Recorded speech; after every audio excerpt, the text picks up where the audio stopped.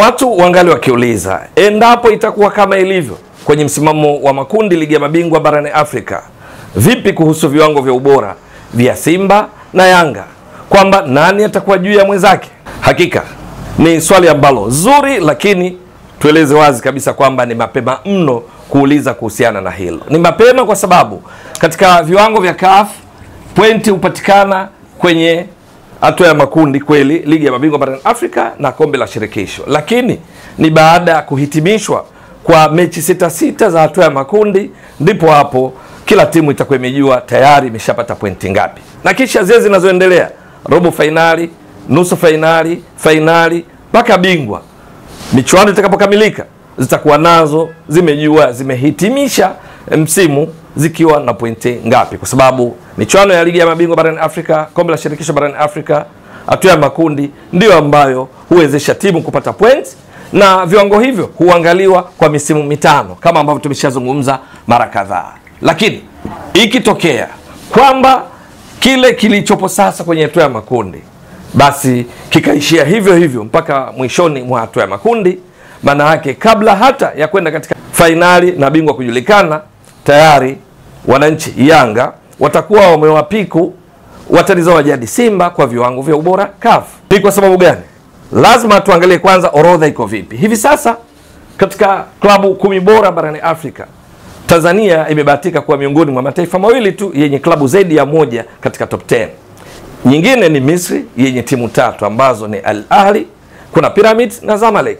Halafu Tanzania ina timu 2, hawa watani wa jadi Simba na Yanga. Hakuna taifa lingine lenye timu zaidi ya moja katika top 10, ambapo orodha iko hivi. Namba 1 ni Al Ahli ambao wenyewe wana pointi 56. Hizi 56 zimefika baada ya wao kuingia hatua ya makundi ligi ya mabingwa barani Afrika, na hivi sasa wako kundi B pamoja na Yanga. Lakini wakati ikiingia tu kwenye makundi ilikuwa na pointi 51, kuingia makundi ikapata pointi 5, ndio maana zikawa pointi 56. Ya pili ni Mamelodi Sundowns ya Afrika Kusini. Hii Mamelodi hivi sasa ina pointi 48. Wakati ikiingia kwenye makundi iliingia na pointi 43, ikapata pointi 5, ndio maana ziko pointi 48. Ya tatu ni Esperance de Tunis ambayo yenyewe ina pointi 43, kabla ya hapo ilikuwa na pointi 38. Ilivyoingia makundi kaongeza pointi 5. Tunajua ligi ya mabingwa barani Afrika zinazoingia makundi zote zina uhakika wa pointi 1 mara 5, pointi 5 unaongeza pale. Hili sihitaji kulirudia kwa sababu wengi wenu mnafahamu vizuri. Lakini ya 4 ni RS Berkane ya Morocco ina pointi 42, lakini kabla ya hapo ilikuwa na pointi 37. Halafu ya 5 ni Pyramids ya Misri ambayo yenyewe ina pointi 38. Kabla hapo ilikuwa na pointi 33. Maelezo yake ni kama yale niliyotoa wakati nikielezea Al Ahli, Mamelodi, kwamba ulipoingia msimu 2025-26 na kisha wao kuingia hatua ya makundi wakaongeza pointi 5. Kabla hapo waliingia na pointi 33. Halafu ya 6 ni Simba mnyama ya Tanzania ambayo yenyewe hivi sasa ina pointi 38 kama Pyramids, maana iliingia ikiwa na pointi 33, baada ya kuingia hatua ya makundi ukiongeza 5 na pointi 38. Halafu ya 7 ni Zamalek ya Misri ambayo ina pointi 31.5. Hawa Zamalek wanashiriki kombe la shirikisho. Ukiingia hatua ya makundi kombe la shirikisho, tunafahamu vizuri, unapata pointi 0.5. Mara 5 ni pointi 2.5. Halafu nafasi ipi tutakayokuja kumaliza ndio itakayoamua kwamba wewe utapata pointi ngapi. Kwa hiyo ilipoingia hatua ya makundi ikawa na 31.5, lakini hapo kabla iliingia ikiwa na pointi 29, ukiongeza 2.5 kwenye kombe la shirikisho baada ya kuingia makundi ndipo inakuja 31.5. Ya 8 ni Yanga ya Tanzania wananchi ambao wenyewe hivi sasa wana pointi 30. Ni kwa sababu wameingia katika hatua ya makundi ligi ya mabingwa barani Afrika wakati wakiwa na pointi 25 walizokusanya katika misimu 4 iliyopita kwenye kati tofauti tofauti. Kwa hiyo walipoingia makundi ukiongeza 5 ndio ikawa 30. Ya 9 ni USM Alger ya Algeria ambayo hivi sasa ina pointi 29.5. Wakati inaingia kwenye hatua ya makundi kombe la shirikisho ilikuwa na pointi 27. Kuingia makundi ikapata pointi nusu mara 5 kama nilivyotoka kueleza, 2.5 ukiongeza ndio 29.5. Halafu ya 10 ni Al Hilal Omdurman ya Sudani ambayo hivi sasa ina pointi 29. Kabla ya hapo iliingia ikiwa na pointi 24. Hapa ndo pa kuanzia, ndo starting point yetu. Sasa kwa hali iliyopo sasa, maana yake Simba kwenye kundi lake la D ipo mkiani. Baada ya kucheza mechi mbili imepoteza zote. Imefungwa na Petro Atletico ya Angola kwa Mkapa, halafu imefungwa na Stade Malien kule nchini Mali 2-1. Lakini ilifungwa 1-0 na Petro Atletico. Maana yake ni nini? Ni kwamba Simba iko mkiani. Kuwa mkiani kwenye ligi ya mabingwa ndiko ambako palipatikana pointi 1, ukizidisha mara 5 inakuwa pointi 5. Kwa hiyo Simba pointi zake mpaka sasa kwa kitendo cha kuwa mkiani, pointi zake ni hizo hizo 38 endapo mechi zote 6 zitatimia, halafu ikabaki mkiani, kwa sababu tunafahamu Simba inayo nafasi ya kufuzu kwa hatua ya robo finali, inayo nafasi ya kumaliza nafasi ya 3, inayo nafasi ya kumaliza nafasi ya kwanza, kwa sababu kwenye kundi lao liko wazi sana. Ingawa Simba iko mkiani, haina pointi, wanaoongoza ni Petro Atletico na Stade Malien, wote wana pointi 4. Wamefanana kila kitu, wamefunga mabao mawili, wameruhusu bao moja. Sasa Simba mechi zake 4 zilizobaki ikishinda zote inatimiza pointi 12. Kwa hiyo wanao uwezo wa kuongoza katika kundi, ingawa si kazi nyepesi, kwa sababu katika mechi zake ni pamoja na mechi dhidi ya Esperance de Tunis ya nyumbani na ugenini. Halafu kuna mechi nyingine ya nyumbani dhidi ya Stade Malien, halafu ina mechi ya ugenini dhidi ya Petro Atletico. Lakini inawezekana ikashinda zote ikafuzu, au ikatimiza pointi 9 kwa kushinda mechi 3, au ikatimiza pointi 10. Vyovyote vile Simba bado inayo nafasi, lakini ikitokea imemaliza mkiani kwenye kundi lake, itabaki kuwa na pointi 38 ambazo inazo sasa. Yanga, ambao ndo swali lipo kwa Yanga na Simba, ni kwamba Yanga kama ilivyo sasa kwenye msimamo, ambapo Yanga ni ya pili kwenye msimamo kundi lao la B, wanaongoza ni Al Ahli ya Misri yenye pointi 4 baada ya kushinda mechi moja, kutoa sare mechi moja. Yanga pia wameshinda mechi moja dhidi ya FAR Rabat, halafu wakatoa sare mechi moja suluhu dhidi ya JS Kabylie. Zote zina pointi 4, lakini Al Ahli iko juu kwa tofauti ya mabao ya kufunga na kuruhusu. Kimsingi timu mbili za juu huwa zinakwenda hatua ya robo finali. Kwa hiyo ikitokea msimamo huu kwenye kundi B ukawa hivyo hivyo kufikia mwishoni, manake Yanga itakuwa ya pili, Al Ahli ya kwanza, na hivyo itakuwa imefuzu kwa hatua ya robo finali. Katika ligi ya mabingwa ukifuzu robo finali, tunakumbuka vizuri kwenye ligi ya mabingwa robo finali maana yake unapata pointi 3. Pointi 3 kwa msimu huu tunazidisha mara 5. Kizidisha mara 5 maana yake Yanga itakuwa na pointi 15 itakazovuna endapo itafika robo finali. Sasa hizi 15 unakuja kuongeza na ilizoingia nazo ambazo ni 25. Ukiongeza hapa 25 itakuwa pointi 40.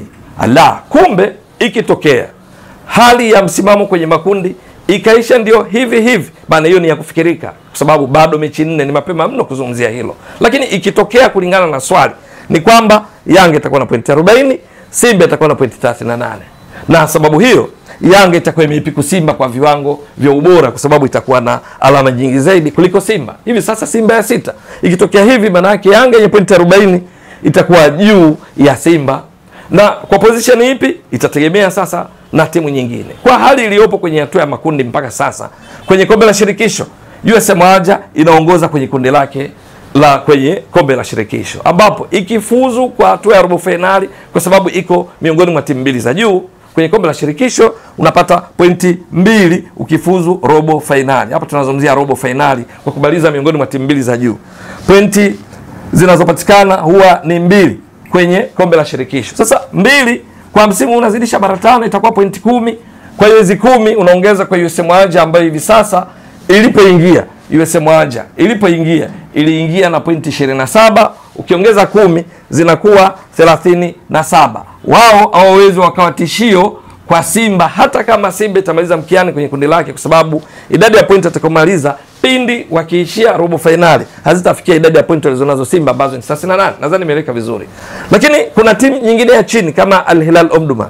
Al Hilal hivi sasa ni miongoni mwa timu mbili za juu kwenye kundi lake kwenye ligi ya mabingwa barani Afrika. Ilipoingia kwenye michuano hii ilikuwa na pointi 24. Ikifuzu hatua ya robo finali na ikaishia hapo, utaratibu wa pointi kama nilivyotoka kueleza, utachukua pointi 15 unaongeza na pointi walizoingia nazo ambazo ni 24. Al Hilal Omdurman watakuja kuwa na pointi 39 ambazo maana yake zitaipiku Simba itakayokuwa na pointi 38 endapo itaishia katika nafasi ya mkiani kwenye kundi lake. Kwa hiyo mpangilio Kwa kuangalia Simba na Yanga ambao ndio swali lilopo, ni kwamba Yanga itakuwa juu ya Simba, kwa sababu kama itamaliza miongoni mwa timu mbili za juu na kufuzu robo finali, itaongeza pointi zake na kuwa 40 kama tulivyotoka kueleza. Kama Simba itamaliza kwenye hali iliyopo sasa ya mkiani, itabaki kuwa na pointi 38, itapitwa kwa viwango vya ubora na Yanga kwa mara ya kwanza katika miaka karibuni kwenye michuano ya CAF, kwenye viwango vya ubora CAF, Simba huwa juu, Yanga huwa chini ya Simba, kwa sababu Simba imekuwa ikifanya vizuri katika michuano ya CAF kuanzia 2018-19, ni msimu mmoja tu 2019-2020 wakati ilipoishia hatua za awali kwa kutolewa na UD Songo ya Msumbiji. Misimu mingine yote kwenye ligi ya mabingwa Simba huishia robo finali.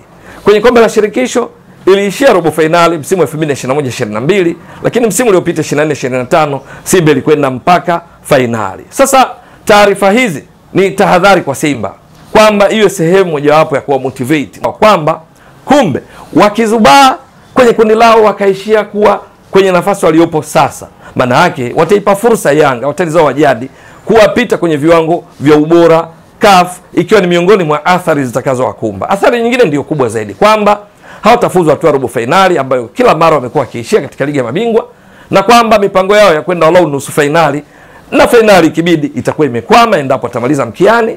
Lakini lingine ni athari za kiuchumi, kwa sababu zinazofuzu robo finali zinapata malipo manono zaidi CAF, ambao ni dola za Kimarekani 900,000, zaidi ya shilingi bilioni 2 za Kitanzania, wakati ukimaliza mkiani pesa unayopata ni dola 700,000, sasa na bilioni 1,724,000 na elfu kadhaa. Hizo ni miongoni mwa athari, lakini mwisho wa siku watatambiwa sana na watani zao wa jadi Yanga, ambao mara zote wamekuwa wakizungumza habari ya kufyeka kichaka kwenye viwango vya ubora CAF.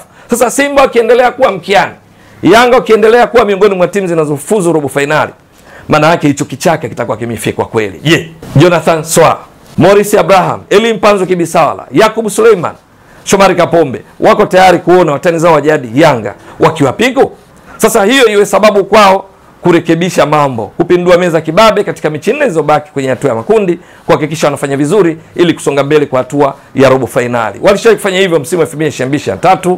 Kwenye hatua ya makundi mechi ya kwanza walifungwa na Horoya ugenini 1-0, halafu kwa Mkapa wakafungwa 3-0 na Raja Casablanca. Mechi zilizofuata walishinda dhidi ya Vipers mechi 2 Uganda na Tanzania, halafu wakashinda tena dhidi ya Horoya, waliwafunga wao 1-0 kule Guinea. Walipokuja kwa Mkapa, Simba kwa hasira sana wakawapiga 7-0. Mwisho wa siku Simba akaenda robo finali. Ni wakati sasa wa kurejea kile walichokifanya 2022-2023, kwamba haijaisha mpaka ishe. Wana mechi 4 mkononi, lakini kuna Esperance de Tunis lazima wajipange kimkakati kuhakikisha wanasonga mbele ili kulinda hadhi yao, kama wanataka kuendelea kuwatambia watani zao wa jadi Yanga kwenye viwango vya ubora CAF. Vinginevyo watapitwa kama wamesimama kwa msimu huu, kutokana na hiki nilichotoka kukieleza. Watabaki na pointi 38, watani zao wa jadi Yanga watakuwa na pointi 40 wakiishia robo finali. Wakienda mbele zaidi, gap tofauti ya pointi itazidi kuongezeka, kwa sababu kadri unavyokwenda mbele ndivyo pointi zinavyoongezeka. Nusu finali unapata pointi 4, ambazo 4 mara 5 ni pointi 20, unakwenda kuongeza tena zilizopo. Ukifika finali pointi 5 mara 5 25, unakwenda kuongeza. Ukitoa ubingwa ni pointi 6 mara 5 30, unakwenda kuongeza. Nini kitakachotokea? Ni swala la kusubiri. Ewe mtazamaji wa Mbwaduke Stats Sport Next Level, endelea kuunga mkono channel hii kwa kuhakikisha kama una subscribe, una share, una like na kucomment. Mwasilishaji wako ni Ramadhani Mbwaduke almaarufu kama Mzee wa Data. Shukrani jazilan. Bye bye.